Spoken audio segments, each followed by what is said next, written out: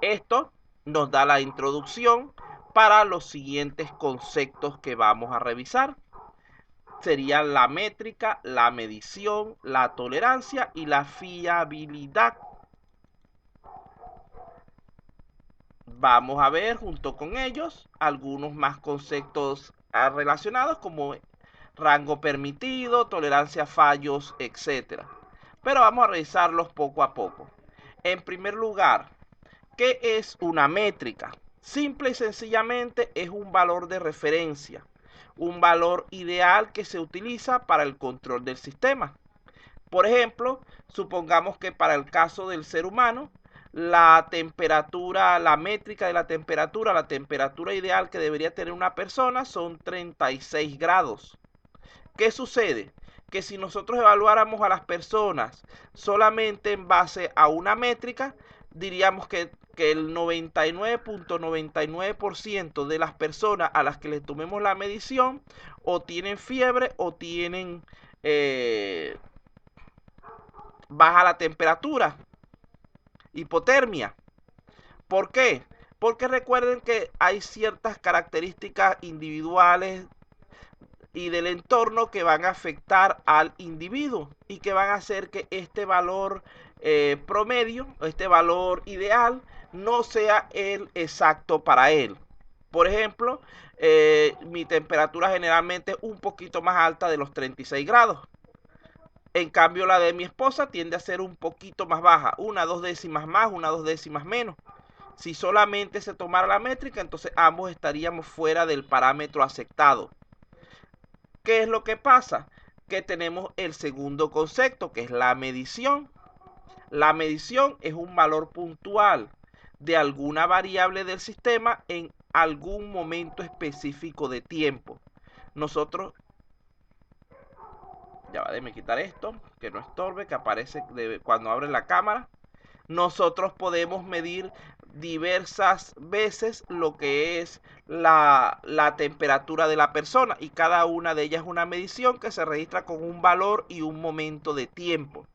Fíjense que, por ejemplo, podemos tomar la temperatura a las 8 de la mañana, luego volver a tomarla a las 12 y luego en la noche, a las 9 de la noche, pudiendo obtener en todo momento el mismo o diferentes valores. Lo importante es que obtengamos un valor en cada instante de tiempo. Luego de esto, tendríamos lo que es la tolerancia. Como solamente usar una métrica es tan problemático para los casos reales, debemos añadir algo más. Debemos añadir una variación permisible respecto a esa métrica, a dicha variación, es a lo que llamamos tolerancia. Por ejemplo, en el caso de la temperatura humana, la tolerancia podría ser de medio grado. Es decir, si el valor aceptable es de 36, las personas que tengan entre 35.5 y en 36 y medio, podríamos decir que se encuentran dentro de ese rango permitido, dentro de esa tolerancia. Entonces, el rango de tolerancia o rango permitido es el conjunto de valores aceptables por el sistema. Es decir, aquellos que donde todavía no se saltan esas alarmas que establecemos. Por último, en esta sección tendríamos los conceptos de fiabilidad y tolerancia a fallos. La fiabilidad no es otra cosa que el nivel de éxito con el que el sistema se ajusta a las especificaciones particulares establecidas para su funcionamiento. Es decir, qué capacidad tiene para cumplir con sus requerimientos. Por otro lado, la tolerancia es la capacidad del sistema para seguir funcionando aún en caso de producirse algún fallo, aún en caso de que las mediciones salgan de ese rango permitido.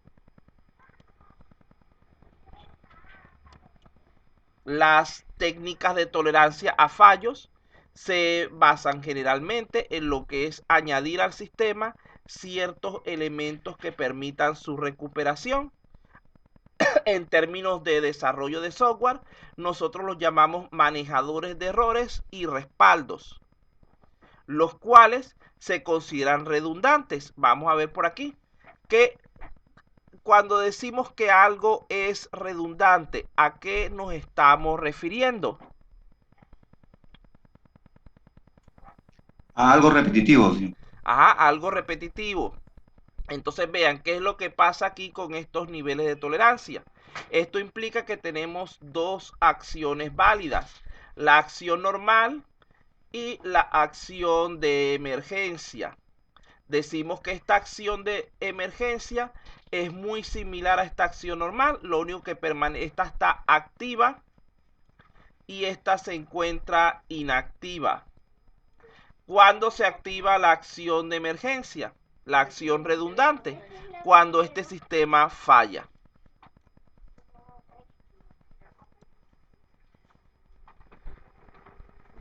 Una consulta. Ajá. En la tolerancia a fallo, usted dice que se basa en añadir al sistema ciertos elementos. Uh-huh. ¿Cuáles son estos elementos? Me Manejadores quedó de eso en la duda. manejadores de errores y respaldos. Manejadores de errores y respaldo. Sí, el Cuando más, habla de respaldos, ajá, a eso lo qué? quería decir. El respaldo es una copia que se hace del sistema o de la base de datos para Ya, ser restaurada en caso de una falla. El ya, ya, ya, manejador de ya. error no es otra cosa sino un pequeño programita o función que en caso de que Sí, se sí. presente un problema se encargue de resolverlo automáticamente. Son dos conceptos íntimamente relacionados con lo que es la parte de programación.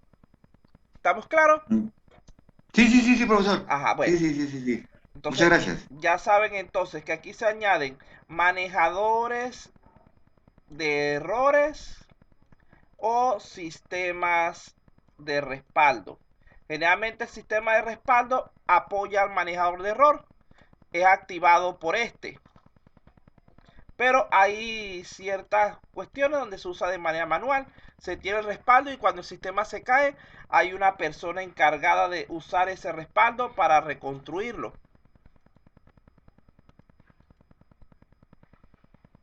Vamos un poquito más para darle el descanso. Vamos a terminar de salir de lo poco que queda de tolerancia y vamos a, o le damos el descanso. No, no vamos a cortar, vamos a terminar con tolerancia y damos el descanso.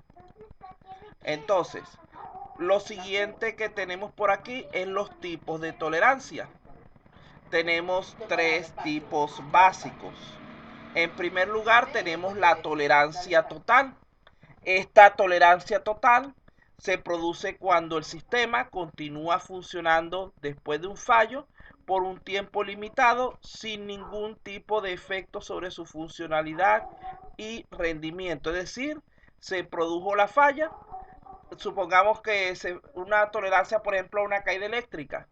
Se fue la electricidad, se cortó la electricidad, el sistema tuvo que detenerse porque no puede hacer otra cosa, porque el computador no puede trabajar sin electricidad, pero cuando vuelve nuevamente la energía, el sistema continúa como si nada, continúa normalmente. Eso es una tolerancia total. Igual puede pasar, por ejemplo, con las caídas de internet y con otros tipos de errores, fallas y desperfectos. Cuando hablamos de una caída suave, entonces estamos hablando de que el sistema sigue funcionando después del fallo, pero con ciertos aspectos de funcionalidad o rendimiento deteriorados. Por ejemplo, se cayó el internet y cuando el sistema volvió, alguna parte del programa no trabaja bien. Se cortó la comunicación, se volvió más lento, etcétera. Eso es a lo que llamamos caída suave. Vea que en el primero no había efecto secundario o efecto después de que se normalizaba el problema. Pero en el segundo sí queda con algún efecto, algún remanente. Ahora bien, cuando hablamos de fallo seguro, es aquel Profesor, disculpe, ¿podría repetir lo de caída suave su concepto? repito, la caída suave es aquella que se produce cuando el sistema sigue funcionando después del fallo, pero su funcionalidad o su rendimiento son deteriorados. Vean que con la tolerancia total se cayó el internet o se cayó la electricidad y cuando volvió el sistema todo volvió a la normalidad. Eso sería una tolerancia total.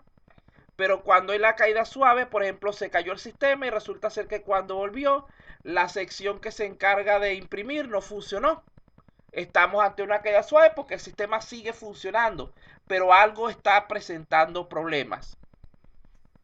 Profesor, eso implica que cuando se desarrolle algún aplicativo, se tiene que tomar en cuenta esos tipos de tolerancias. ¿Sí? O sea, ¿cómo? ¿Con script o con línea de programación? Sí, ¿O sí, es que hay un lo que llamamos manejadores de errores.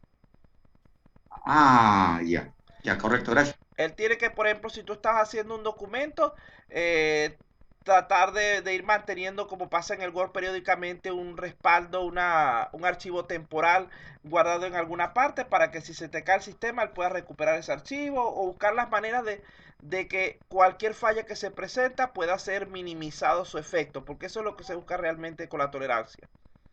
Entonces, por último, estaría el fallo seguro, que es una caída, una parada intencional o planificada del sistema. Es cuando nosotros detenemos una parte o todo el sistema para hacer alguna reparación o mantenimiento. Eso es lo que llamamos fallo seguro. No necesariamente tenemos que parar, por ejemplo, todo el sistema completo para reparar o para hacer una actualización en el área de compras. Podemos parar solamente el área de compras en muchos casos. Hacemos nuestra actualización, la reactivamos y el sistema continúa como si nada. Y mientras que teníamos detenida el área de compras, el área de ventas seguía trabajando normalmente.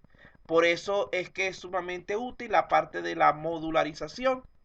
Cuando los viejos sistemas que eran un único archivo, un único elemento completo, presentaban una falla, había que tumbar todo el sistema durante ese tiempo. Imagínense que, por ejemplo, en Totus, que solamente la parte de compras, donde ellos ingresan la mercancía que están recibiendo, presente una falla y que no le encuentren el problema y duren una semana sin resolverlo. Eso, si esos elementos son modulares y la parte de ventas trabaja normalmente, no afectaría mucho a la empresa, porque la empresa seguiría vendiendo productos y esperaría para reponer su mercancía en cuanto la parte de compra funcione. Pero si ambos elementos son un solo bloque, una sola unidad, perderían montones de dinero por esa semana sin poder trabajar porque la parte de compras no sirve, porque la están reparando. Entonces tenemos que tratar siempre de que nuestros programas sean los más modulares posibles, que cada elemento pueda trabajar lo más independiente posible de los otros, a pesar de que, como ustedes saben, por ejemplo, vamos a llevarlo al mismo caso de la parte de compras y ventas. Si nosotros tenemos un software de compra-venta, vamos a imaginar que tenemos 4 elementos básicos: la venta en sí, la compra de mercancía, la parte de recursos humanos y la parte administrativa o contable, la del dinero. Cuando nosotros hacemos una venta, estamos utilizando mercancía que proviene de la compra, algo que hemos comprado antes, que está en el inventario. Al hacer la venta, estamos afectando ese inventario. Cuando hacemos la compra, afectamos el inventario. Necesitamos el dinero que nos da las personas de administración y debemos presentarles nosotros a ellos los datos de qué es lo que estamos adquiriendo. La parte de la venta es realizada por personas, al igual que quienes nos venden a nosotros los productos también son personas.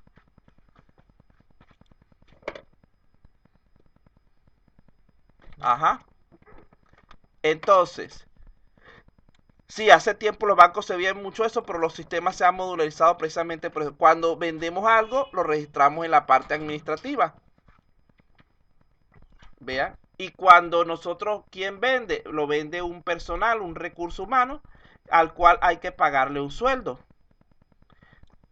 Y él debe cumplir con sus obligaciones laborales. Vean que a final de cuentas es como un sistema de mallas, donde a pesar de que cada módulo del sistema puede ser independiente en funcionamiento, afecta a fin de cuentas a todos los demás.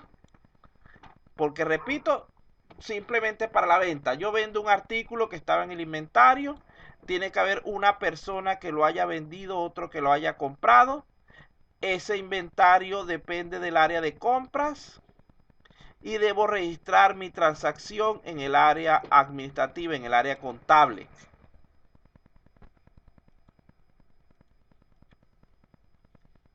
Continuamos entonces con el siguiente elemento.